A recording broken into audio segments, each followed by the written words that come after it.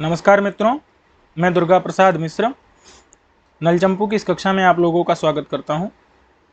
पिछले पाठ में हम लोगों ने नृप के विलास के वर्णन के अंतर्गत कदाचित चंद्रमौलिरिप बाण मदन बाणासनाति मुक्त सरसंचादितायाम पर्वत भुवि बिजहार, यहां तक देख लिया था। ठीक है, अब हमको इसके आगे देखना है।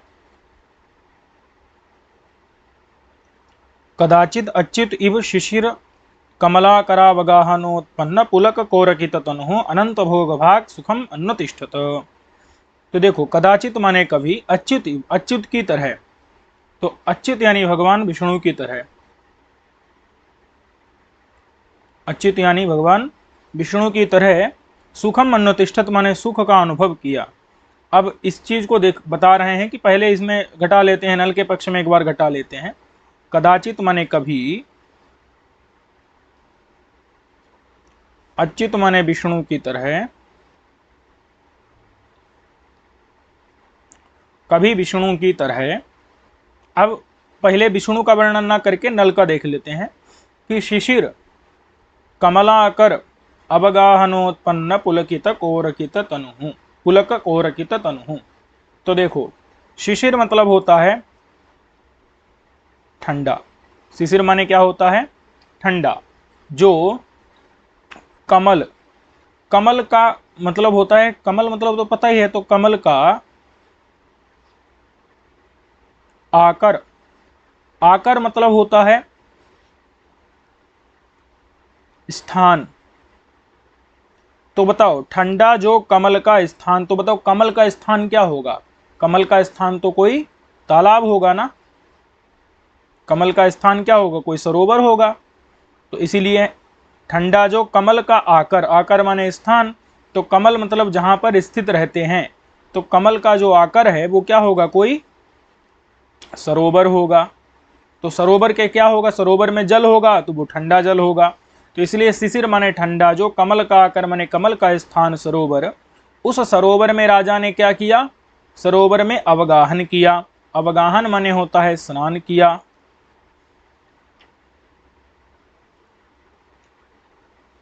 उसमें क्या किया? राजा ने स्नान किया। अवगाहन माने स्नान किया। तो स्नान करने से क्या हुआ? स्नान से क्या हुआ? उत्पन्न हो गया। उत्पन्न मतलब होता है हो गया। स्नान से हो गया। क्या हो गया? पुलक। पुलक मतलब क्या होता है? पुलक माने होता है रोमांच। रोमांच हो गया। और जब व्यक्ति को रोमांच हो जाता है तो उसके सारे रोए खड़े हो जाते हैं। तो कोरकित तनु, तब जब रोमांच हो गया तो रोमांच से क्या हुआ? उसका तनु माने जो शरीर था वो कोरकित मतलब होता है रोए खड़े, खड़े रोए वाला, खड़े रोम वाला, तनु मतलब देह। समझ में आ गया कि नहीं? ये नल का वर्णन है कि जो नल है, शिशिर माने ठंडे, कमल माने कमल के, आकर माने स्थान, कमल का आकर क्या हुआ? सरोवर में, अवगाहन माने स्नान करने से, उत्पन्न माने हो गया है, पुलक माने रोमांच जिसको, इस कारण से कोरकित माने खड़े रोए वाला, खड़े रोए वाला, तनु माने देह है जिसका, कोरकित माने खड़े रोए वाला। कोरक मतलब होता है रोआ, कोरकित मतलब होता है रोआ हो गया हो जिसके, उठ गया हो जिसके। तो इस प्रकार से खड़े रोए वाला, तनु माने देह हो गया है, शरीर हो गया है जिसका, ऐसा कौन हो गया? नल। और अनंत, अनंत माने असंख्य, असंख्य भोग, भोग माने भोग विलास, असंख्य भोग विलास के, भोग विलास को, भोग विलास को, भाग मतलब होता है प्राप्त करने वाला, प्राप्त करने वाला। समझ में आ गया कि नहीं? कि अनंत माने असंख्य, भोग विलास, भोग माने भोग विलास को प्राप्त करने वाला, भाग माने प्राप्त करने वाला, सुखम माने सुख को, सुख को, अन्नतिष्ठत मतलब है अनुभव किया, अनुभव किया, अनुभव किया, अथवा सुख से रहा, दोनों अर्थ हो सकते हैं। माने सुखम माने सुख से, अन्नतिष्ठत माने रहा, स्थित रहा, अथवा सुखम माने सुख को, अन्नतिष्ठत माने अनुभव किया। ठीक है, तो ये हो गया कि नहीं उसका नल का। कि अच्युत भगवान विष्णु की तरह शिशिर माने ठंडे, कमल के आकर माने कमल के स्थान सरोवर में, अवगाहन माने स्नान करने से, उत्पन्न माने हो गया है, पुलक माने रोमांच, जिसको रोमांच मतलब ही होता है रोए खड़े हो जाना, तो इसके कारण कोरकित माने खड़े रोए वाला, तनु माने देह है जिसका, ऐसा नल अनंत माने असंख्य भोगों को, भोग विलास को प्राप्त करने वाला, भाक माने प्राप्त करने वाला, सुखम अन्नतिष्ठत सुखम अन्नबभूव अथवा सुखम अनुभूव अथवा सुखेन स्थितः अभूत, सुख से रहा। ठीक है। अच्छा, अब यही देखो पूरा अच्युत, अच्युत मतलब होता है विष्णु, तो यही सारा विशेषण किसमें घट जाएगा, विष्णु में भी घटेगा। विष्णु इव कहा था ना विष्णु की तरह, तो विष्णु में भी घटेगा। देखो विष्णु जी की बात कर लेते हैं। शिशिर माने ठंडा, शिशिर माने ठंडा, जो कमला, कमला का मतलब होता है लक्ष्मी। अब यहाँ कमल नहीं है, कमला है। कमला मतलब क्या है, लक्ष्मी।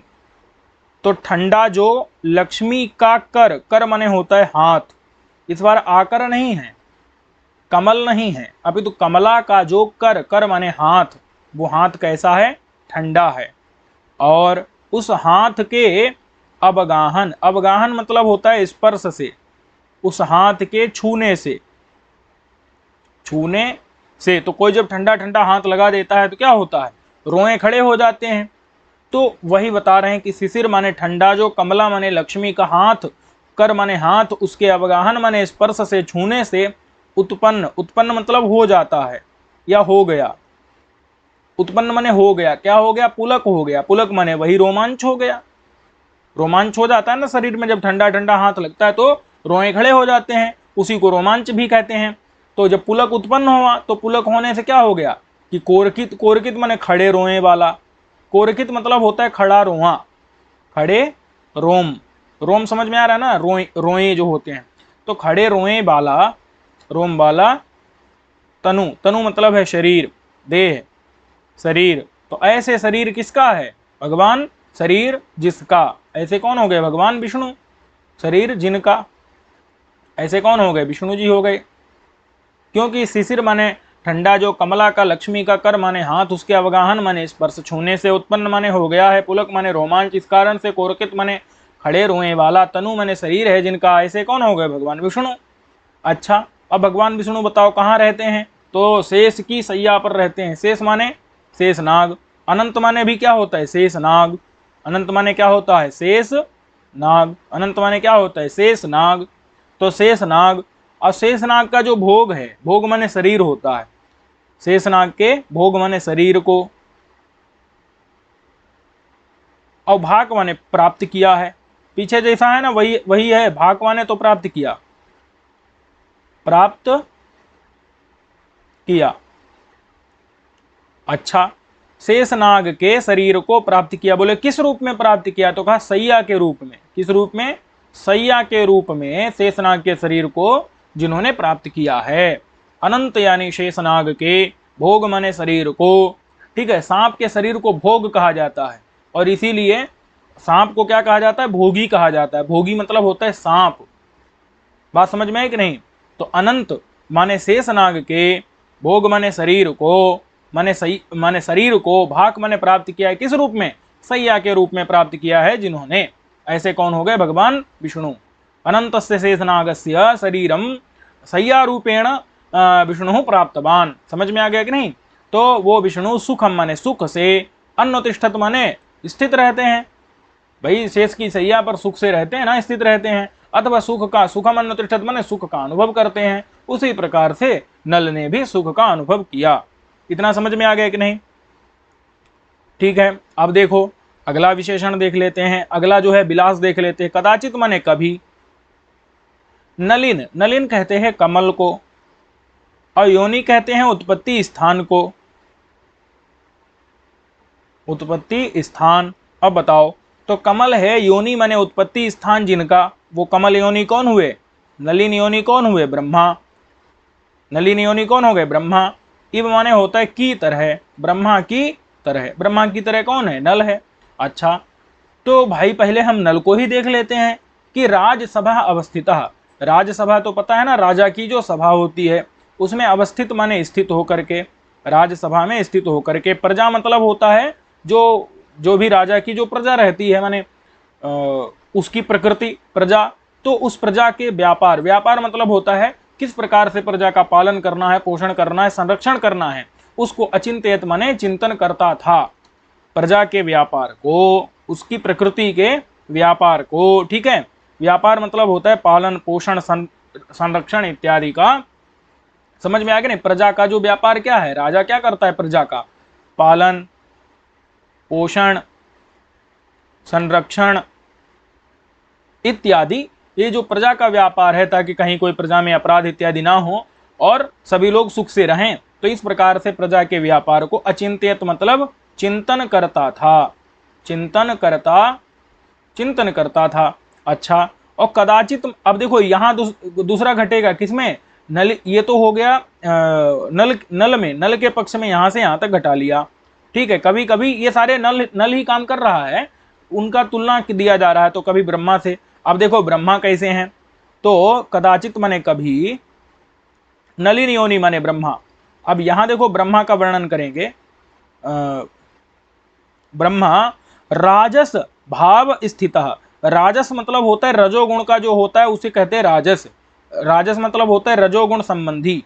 अब देखो आप लोगों ने देखा होगा ना, जो है क्या था कादंबरी में, रजोज से जन्मने सत्ववृत्त ये प्रजा नाम जन्मनी, प्रजा के जन्म में जो क्या है, रजोज से राजस भाव को माने धारण कर लेते हैं, राजस भाव में स्थित हो जाते हैं, आता है ना। तो ब्रह्मा ने ब्रह्मा रूप में स्थित हो जाते हैं, भगवान जो हैं वो ब्रह्मा रूप में आ जाते हैं जब प्रजा की उत्पत्ति करनी होती है, प्रजा का जन्म करना होता है, और जब माने प्रजनन करना होता है, प्रजा मतलब प्रजनन जब करना होता है तो राजस भाव में आ जाते हैं, और पालन करना होता है, स्थिति करनी होती है, तो वहां आता है ना सर्ग स्थिति नाश हेतवे, सर्ग माने सृष्टि उत्पत्ति प्रजा जन्म पालन करना होता है तो राजस भाव में स्थित होते हैं, स्थिति करना होता है तो रजोजुषे जन्मनि सत्ववृत्तये स्थितौ प्रजानां प्रलये तमः स्पर्शे। अच्छा, सत्ववृत्ति माने सत्वगुण में स्थित हो जाते हैं जब उनको पालन पोषण स्थिति करनी रहती है, और जब नाश संहार विनाश प्रलय इत्यादि करना रहता है तो तमोगुण को धारण कर लेते हैं, तमोगुणी माने भगवान शंकर का रूप धारण कर लेते हैं। तो राजस भाव में स्थित होकर के, ठीक है, राजस मतलब रजोगुण, रजोगुण तीन गुण है ना, रजोगुण सत्वगुण और तमोगुण, तो इन तीनों गुण है, तो इनमें रजोगुण जो है उस रजोगुण के भाव में, रजोगुण के स्वभाव में, भाव मतलब स्वभाव में, रजोगुण के स्वभाव में, रजोगुण के स्वरूप में स्थित होकर के, रजोगुण के स्वभाव में स्थित होकर के, तो नलिन योनि माने ब्रह्मा रजोगुण के स्वभाव में स्थित होकर प्रजा के, प्रजा मतलब होता है उत्पत्ति, उत्पत्ति प्रजनन, उत्पत्ति के व्यापार को, कि किस प्रकार से उत्पत्ति करनी है, तो उत्पत्ति के व्यापार माने कार्य को, अचिंत्यत माने चिंतन किया। जिस प्रकार से ब्रह्मा ने प्रजा माने उत्पत्ति के व्यापार को मतलब कार्य का चिंतन किया, किस प्रकार से प्रजा की उत्पत्ति करनी है, प्रजनन करना है, किस प्रकार से संसार में सृष्टि करनी है, तो उसी प्रकार से ये भी क्या करता था, प्रजा के पालन पोषण संरक्षण के व्यापार का कार्य का चिंतन करता था। ठीक है, ये समझ में आ गया कि नहीं। नलिन योनि यानी ब्रह्मा राजस भाव में रजोगुण के स्वभाव में स्थित होकर के प्रजा माने उत्पत्ति किस प्रकार से सृष्टि करनी है, तो उस सृष्टि के व्यापार माने कार्य का जैसे अचिंत्यत माने चिंतन किए, वैसे नल ने भी राजाओं की सभा में स्थित होकर के और प्रजा के व्यापार का चिंतन किया। यहाँ राज अलग है और सभा अलग है, और यहाँ राजस है और भाव है। ठीक है, अब कहते कदाचित माने कभी, मयूर की तरह, मयूर मतलब तो पता है मोर की तरह, इव माने की तरह, कांत उन्नमत पयोधर मंडल विलासेन हर्षम अभजत। देखो नल में भी घटेगा और यहां से यहां तक ये मयूर में भी घटेगा, तो नल में घटा लेते। कांत, कांता प्लस उन्नमत, कांतोन्नमत, कांता, कांता मतलब क्या होता है, प्रिया, कांता माने क्या होता है, प्रिया पत्नी के जो उन्नमत, उन्नमत मतलब है ऊंचे उठे हुए, ऊंचे उठे हुए जो पयोधर, पयोधर मतलब होता है पया मतलब दूध को, धर माने धारण करने वाले माने स्तन, ठीक है। उन स्तनों के मंडली विलास, मंडली विलास का मतलब है आलिंगन का सुख, मंडली यानी आलिंगन का, विलास माने सुख।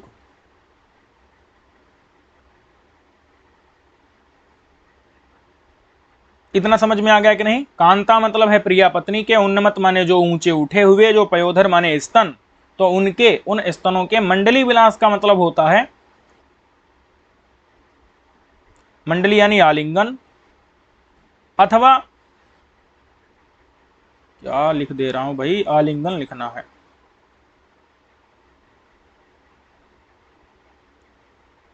आलिंगन, अथवा मंडली का मतलब होता है उसको वक्र करना, स्पर्श करना, स्पर्श करके उसका मर्दन करना, और स्तन को क्या करना, थोड़ा मतलब वक्र करना, वक्र करना मतलब स्पर्श के द्वारा मर्दन करना, ठीक है।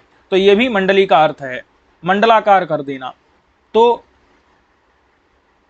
इसलिए मंडली, मंडली माने वक्राकार करना, माने स्पर्शेण मर्दनम, स्पर्श के द्वारा उसको माने छूना, ठीक है, यही है मंडली का अर्थ। उसके विलास, विलास मतलब होता है सुख, सुख से, हर्षम माने आनंद को, आनंद को, अभजत माने प्राप्त किया, प्राप्त किया, ठीक है, प्राप्त किया किसने, नल ने, नल ने कांता माने प्रिया पत्नी के उन्नमत ऊंचे उठे हुए, पयोधर माने स्तनों के, मंडली का मतलब होता है आलिंगन, ठीक है, अथवा मंडली माने वक्राकार करना उसको, तो इस प्रकार के विलास के द्वारा सुख से, वक्राकार समझ में आ गया कि नहीं, मतलब उसको थोड़ा सा स्पर्श करके मर्दन करना, मसलना, तो उसके विलास माने सुख से, हर्षम माने आनंद को, अभिजित माने प्राप्त किया।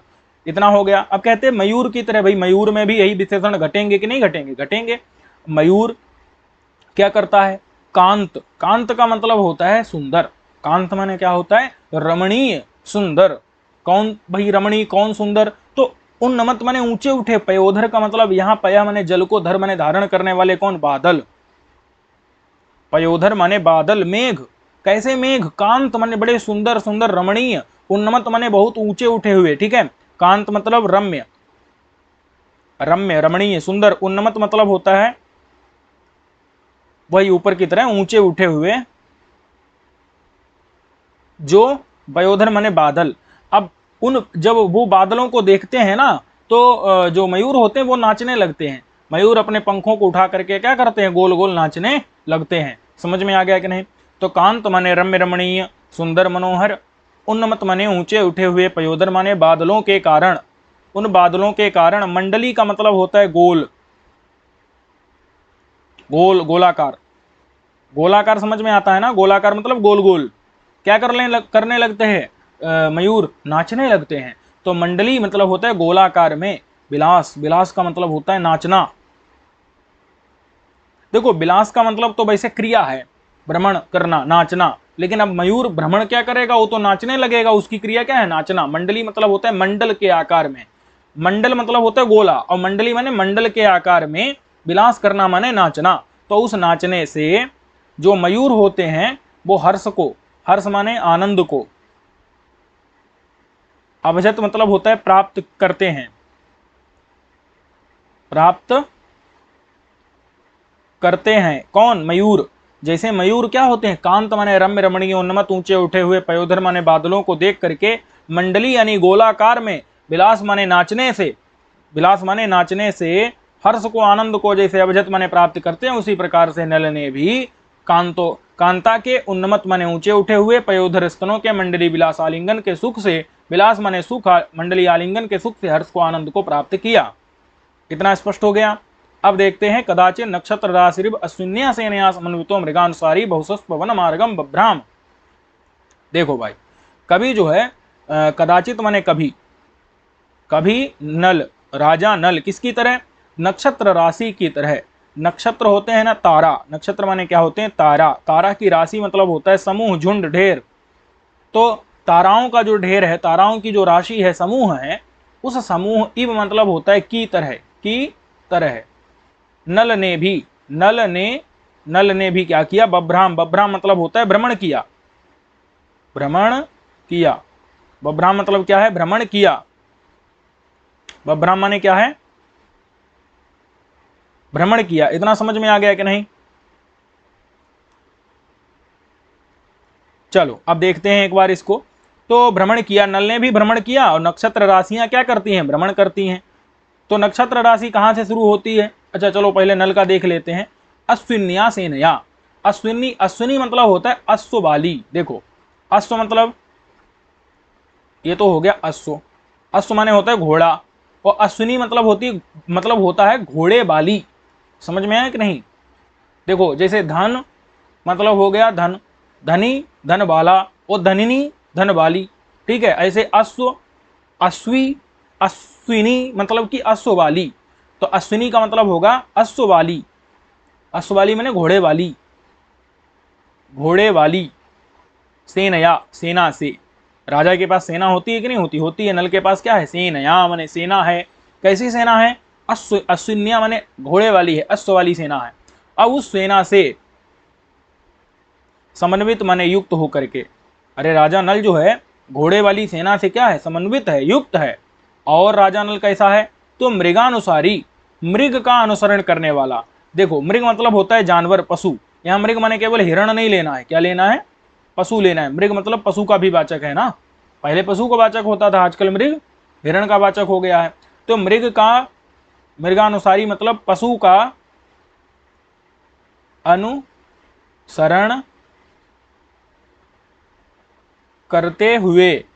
ठीक है, कौन? नल। ये नल के विशेषण है कि राजा नल कभी ने अश्व वाली घोड़े वाली सेना मने अश्विन्या सेना घोड़े वाली सेना से समन्वित मन युक्त होकर के मृगानुसारी मने जानवरों का अनुसरण करते हुए जंगल में क्या किया? बहुशः पवन बहुसस्प वन मार्गम बभ्राम। बहु माने बहुत, सस्प मतलब होता है घास, बहुत घास वाले, वन माने जंगल के, मार्ग माने मार्ग पर, बभ्रम माने भ्रमण किया। स्पष्ट। बहु माने बहुत, सस्प माने घास वाले, सस्प माने होता है घास फूस, तो बहु माने बहुत, सस्प माने घास वाले, वन माने जंगल के, मार्ग माने मार्ग पर, बभ्रम माने भ्रमण किया। नल ने बहु माने बहुत, सस्प माने घास वाले, वन माने जंगल के, मार्गम माने मार्ग पर, बभ्रम माने भ्रमण किया। नल ने किसका पीछा करते हुए? पशु माने मृग माने पशु का अनुसरण करते हुए, पशु का अनुसरण माने पीछा करते हुए, पशु का पीछा करते हुए, और सेना से युक्त होकर के। अश्विन्या माने घोड़े वाली, सेना माने सेना से समन्वित माने युक्त होकर के। किसकी तरह? नक्षत्र राशि की तरह। अब देखो नक्षत्र राशि कैसी होती है? तो अश्विनी भरणी से नक्षत्र शुरू होते हैं ना, तो इसलिए कहां से शुरू होते हैं? अश्विनी से। तो इसलिए अश्विन्या देखो लिख दिया। नक्षत्रों की जो माने ताराओं की जो राशि रहती है, ताराओं का जो राशि माने गण रहता है, समूह रहता है, वो अश्विनी नक्षत्र से, ठीक है, युक्त होकर के। और देखो सेना में जो है ना, क्या है? 100 है प्लस इन है, 100 और इन जोड़ेंगे तो क्या बनेगा? सेन। इन माने क्या होता है? इन माने होता है सूर्य। इन माने क्या होता है? इन माने होता है सूर्य। इतना समझ आ गया कि नहीं? तो 100 इन मतलब, इन माने तो सूर्य हो गया, चलो 100 माने हो गया सहित। ठीक है, तो इसका अर्थ क्या निकलेगा? सूर्य के सहित।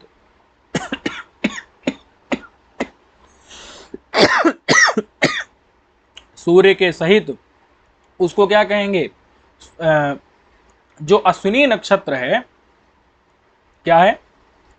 अश्विनी नक्षत्र जो है वो कैसा है? 100 इन है। 100 इन मतलब सूर्येण सह है। इनेन, इनेन यानी सूर्येण सह, इनः माने सूर्य, इनेन सूर्येण सह, सूर्येण सहितः। तो जो उसको क्या कहेंगे? सेना। 100 इन सेन, और स्त्रीलिंग है क्योंकि अश्विनी स्त्रीलिंग है, तो ये भी सेना बन जाएगा। समझ आया कि नहीं? तो सेना, सेना मतलब क्या है?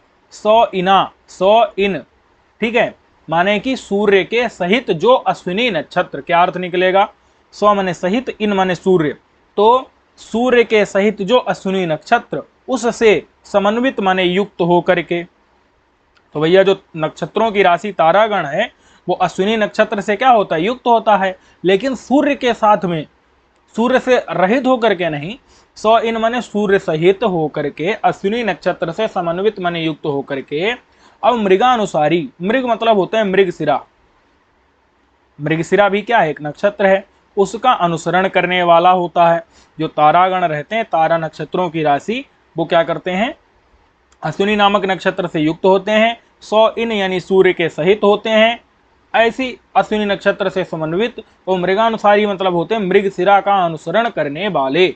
ठीक है, तो मृगशिरा अथवा मृगशीर्ष नक्षत्र, नक्षत्र का अनुसरण करने वाले जो तारागण रहते हैं ना, वो मृगशिरा नक्षत्र का क्या करते हैं, अनुसरण करते हैं, उसके पीछे चलते हैं। और बहुसस्प वन मार्गम, अब यहां देखो क्या होगा, बहुसह पवन मार्गम, क्या होगा, ये जो बहुसस्प हुआ है ना, यहां क्या होना चाहिए, वो संधि हो गई है, उसका विच्छेद करेंगे तो क्या बनेगा, बहुसह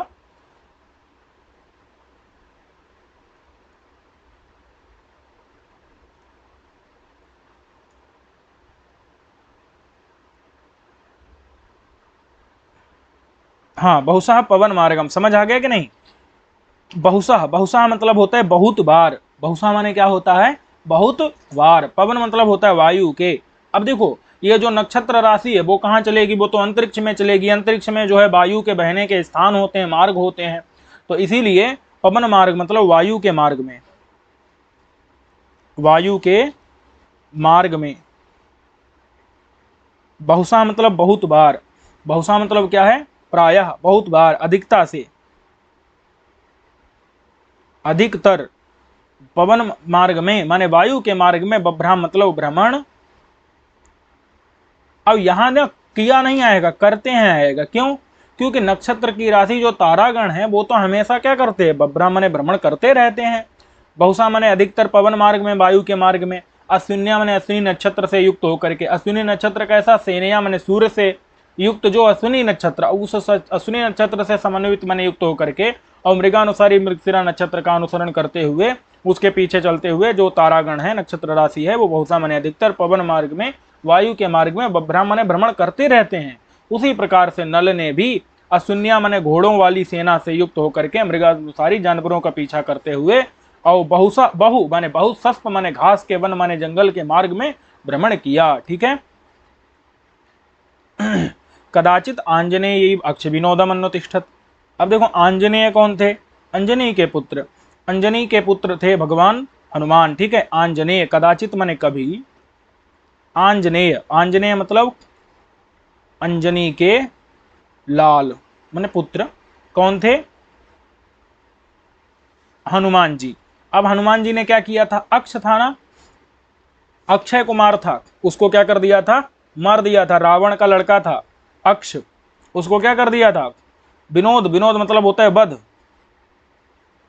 विनोद माने क्या होता है, वध, वध कर दिया था ना हनुमान जी ने। अक्ष माने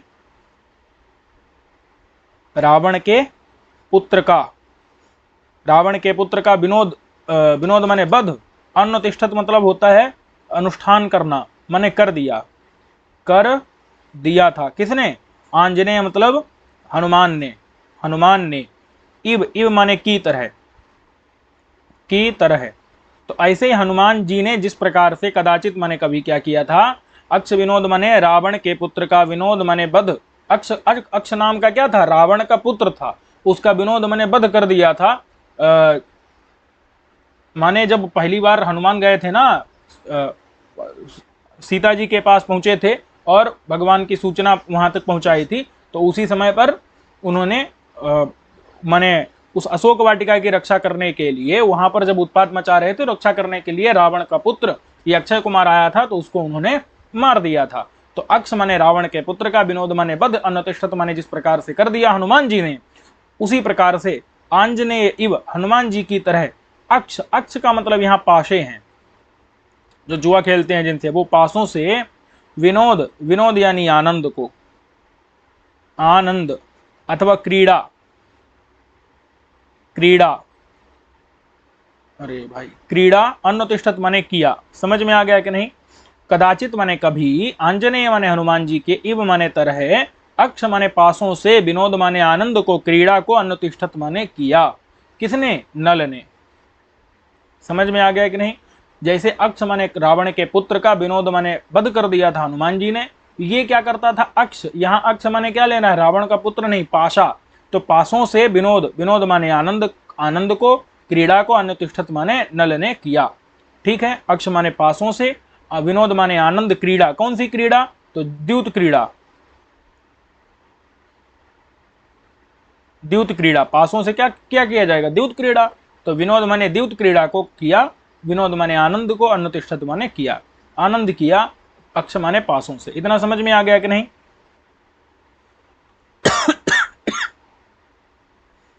चलो, अब कहते हैं कदाचित वानरेश्वर इव सुग्रीवो वैदेही इति ब्रुवाणस्य अलघु काकुत्स्थस्य अर्थिना प्रार्थना क्रियताम सफला इति बानर पुंगवान आदिदेश।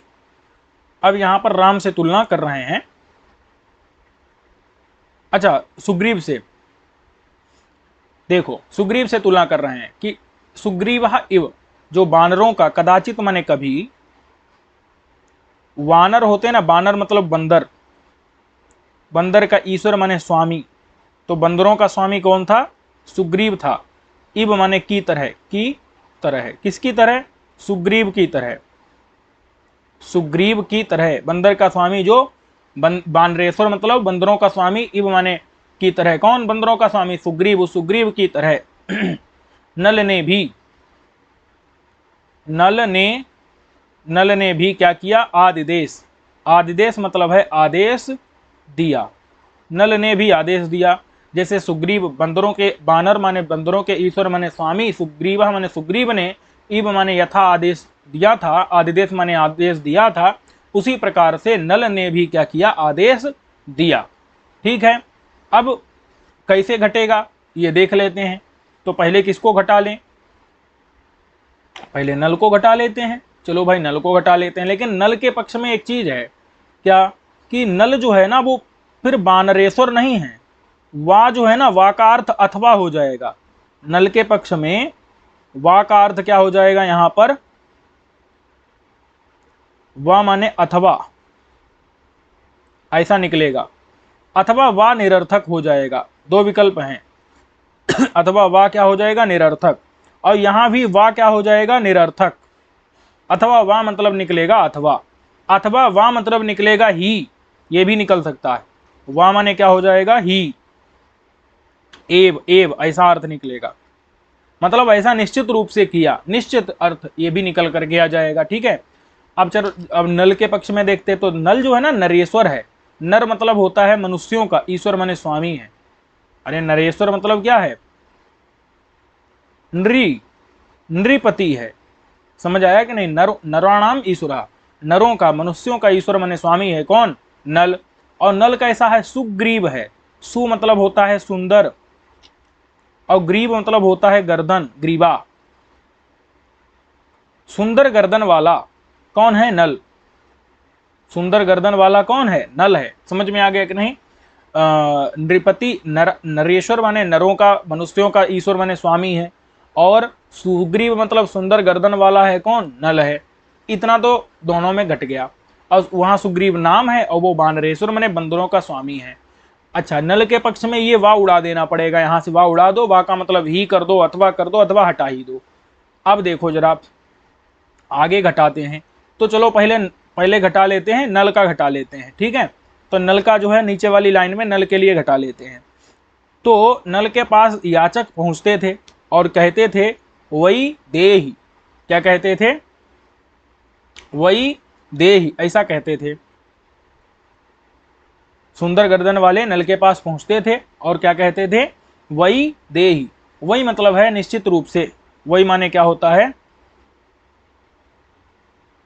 निश्चित रूप से। देही माने दो। समझ में आया कि नहीं? निश्चित रूप से प्रदान करो, प्रदान करो। क्या प्रदान करो? तो जो मैं मांगने आया हूं प्रदान करो। ये समझ आया कि नहीं आया? एक मिनट, ये समझ आया कि नहीं आया? कि वही देहि, वही मतलब है निश्चित रूप से, और देहि, देहि मतलब प्रदान करो, देहि माने प्रदान करो, निश्चित रूप से, देहि मतलब दो, प्रदान करो। ठीक है, इतना समझ आ गया कि नहीं? ये किसका अर्थ है? ये इतने का है, देहि, देहि माने दो, प्रदान करो, इतना अर्थ हो गया। इति, इति माने ऐसा, अरे भाई लिखने में समस्या आ रही है, क्या करें, एक मिनट रुको। हाँ ठीक है, देहि मतलब होता है माने ये प्रदान करो, इतना हो गया। इति माने ऐसा, ब्रुबाणस्य, ऐसा, ब्रुबाण मतलब होता है बोलने वाले, ऐसा बोलने वाले। कौन बोलने वाले थे? अर्थिना, अर्थिना मतलब होता है भिखारी। और कैसे भिखारी थे? तो अलघु काकुस्थस्य, ये ध्यान देना, अलघु काकुस्थ, अलघु मतलब होता है बड़ी, और काकू मतलब होता है कंठ की एक विशेष प्रकार की ध्वनि। तो उस ध्वनि में स्थित थे याचक लोग, अर्थी लोग मतलब मांगने वाले लोग। तात्पर्य ये है कि वो क्या बोलते थे? अलघु मतलब होता है बड़ी, महती, काकू मतलब होता है कंठ की ध्वनि। तो कंठ की बड़ी महती ध्वनि का मतलब है यहां पर विनम्रता पूर्ण ध्वनि। ठीक है, अथवा धीरे, ये दोनों अर्थ ले सकते हैं, कम ध्वनि या विनम्रता पूर्ण ध्वनि। देखो अलघु ने कम, कम ना लेकर के वो तो महती लेंगे, महती मतलब होता है बड़ी, बड़ी, और बड़ी का अर्थ क्या निकालेंगे? विनम्रता पूर्ण, विनम्रता पूर्ण। जो काकू, काकू मतलब तो होता है विशेष प्रकार की कंठ की ध्वनि। तो अलघु माने महती, काकू माने ध्वनि, उस ध्वनि में स्थ मतलब स्थित, उस ध्वनि में स्थित जो अर्थी, अर्थी मतलब होता है भिखारी। तो जो भिखारी थे, याचक थे, अर्थी माने याचक, भिखारी, चाहने वाले, धन चाहने वाले, तो वो आते थे, वो अलघु मतलब होता है महती, बड़ी, और काकू यानी कि ध्वनि में स्थित रह करके बोलते थे। तो बड़ी महती विशेष प्रकार की कंठ की ध्वनि कैसी है? तो बड़ी विनम्रता पूर्ण जो ध्वनि है उसमें स्थित रह करके, अलघु माने बहुत ज्यादा, काकू मतलब विनम्रता पूर्ण, जो एक विशेष प्रकार की कंठ की ध्वनि उसमें स्थित रह करके, माने उस तरीके से बोल करके अर्थी लोग, जो भिखारी लोग थे, वो राजा से बोलते थे। क्या बोलते थे? वही देहि, वही माने निश्चित रूप से, देहि माने दीजिए, वही माने निश्चित रूप से, देहि माने दीजिए, ऐसा वो लोग बोलते थे। तो क्या होता था? तो वो जो है नल था, जो सुग्रीव नल था, सुंदर ग्रीवा वाला, सुंदर गर्दन वाला जो नल था, और जो नरेश्वर माने नृपति था, नल था, वो क्या करता था? आदेश देता था। क्या देता था?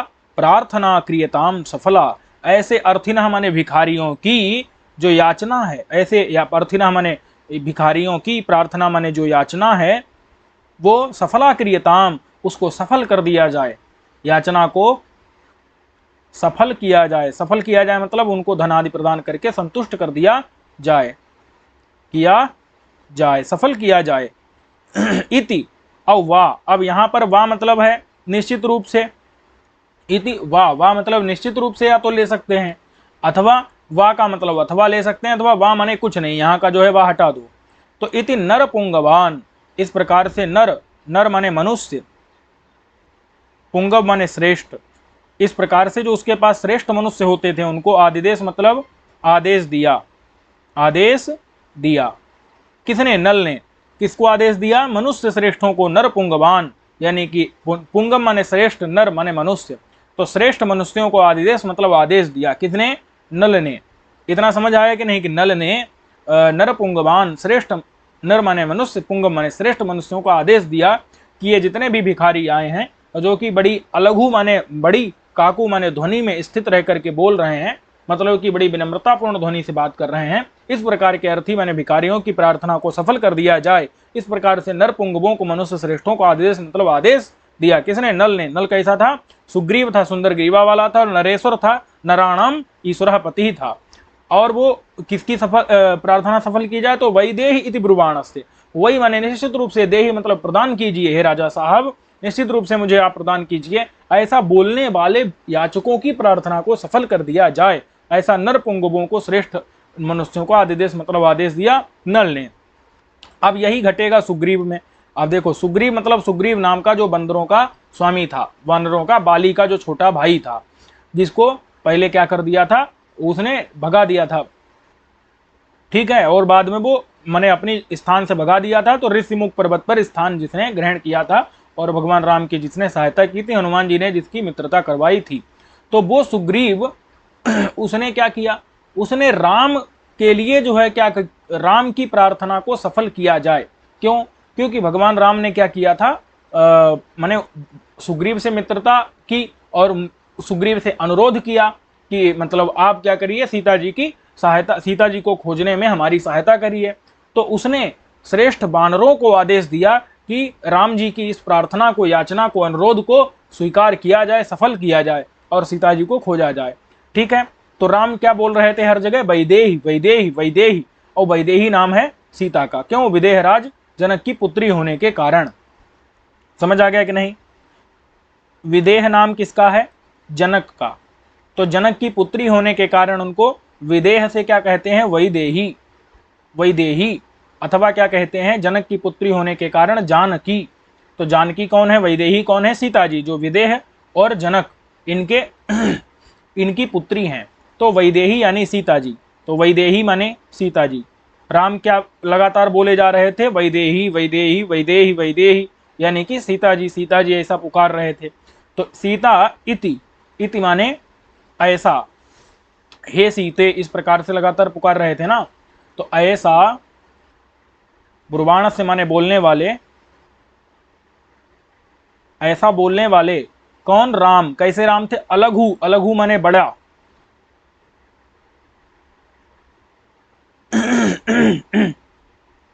अलघु का मतलब क्या है? बड़ा। और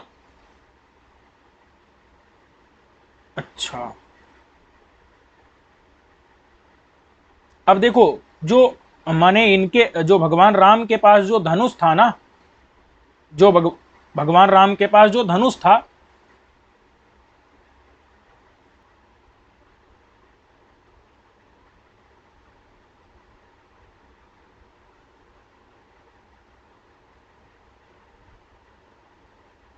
यहां ना काकुस्थ,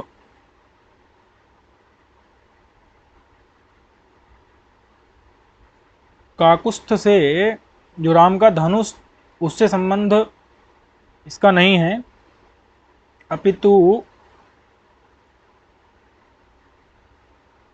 ये ककुस्थ, ककुस्थ नाम का जो है सूर्यवंश का राजा था, उसके वंश में उत्पन्न होने के कारण राम को काकुस्थ कहा जाता है। ठीक है, तो अलघु यानी कि माने जो, अलघु मतलब होता है गुरु, गुरु माने श्रेष्ठ। तो भगवान राम क्या हैं? श्रेष्ठ हैं और ककुस्थ हैं। ककुस्थ का मतलब, नहीं ककुस्थ नहीं, काकुस्थ माने ककुस्थ के कुल में उत्पन्न हुए हैं। ककुस्थ सूर्यवंश का राजा था, तो ये भी सूर्यवंश में थे, तो इसलिए ये काकुस्थ हैं। काकुस्थ माने भगवान राम। ठीक है, तो ब्रुवाणस्य माने बोलने वाले, एक मिनट,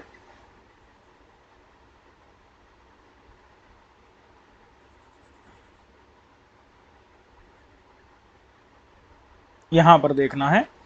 देखो, अलघु, अलघु माने जो बड़े हैं, श्रेष्ठ हैं, गुरु हैं। काकुस्थ का मतलब है ककुस्थ के कुल में उत्पन्न हुए हैं, इसलिए काकुस्थ माने भगवान राम, ऐसा लेना है। माने उनके धनुष जो है उससे यहां पर कोई विशेष संबंध नहीं है। तो जो राम है वो क्या है? अर्थी हैं। अर्थी माने याचक हैं, मांग रहे हैं, अनुरोध कर रहे हैं। किससे? सुग्रीव से। तो उस उन भगवान राम के अनुरोध को, प्रार्थना को मतलब अनुरोध को, अनुरोध को सफल बनाया जाए। सफल क्रियता मतलब बनाया जाए, सफल बनाया जाए। इति वानर पुंगवान, इस प्रकार से वानर और पुंगव माने श्रेष्ठ, तो श्रेष्ठ वानरों को आदेश माने आदेश दिया। समझ में आ गया कि नहीं?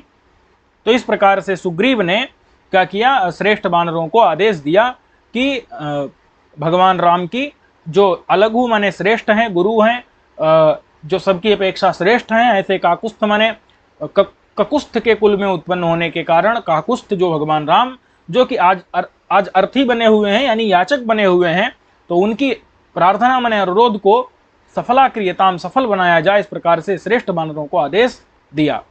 इतना समझ में आ गया कि नहीं? तो इस प्रकार से ये दोनों में घटता है।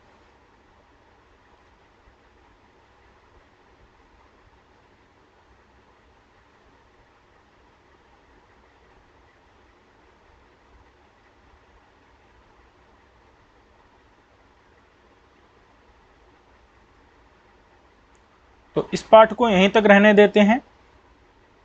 अगले पाठ में हम लोग देखेंगे कुछ अंश इसका बचा हुआ है, इसके विलास के वर्णन का, और उसको हम लोग अगले पाठ में देख लेंगे। ठीक है। फिर वर्षा का वर्णन आएगा और उसके बाद राजा शिकार पर जाएगा, जो एक महाभयंकर यूथ मिलेगा, माने सूकर मिलेगा। तो वो हम फिर अगले पाठों में उन सब की चर्चा करेंगे। तब तक के लिए सर्वेभ्यो नमो नमः।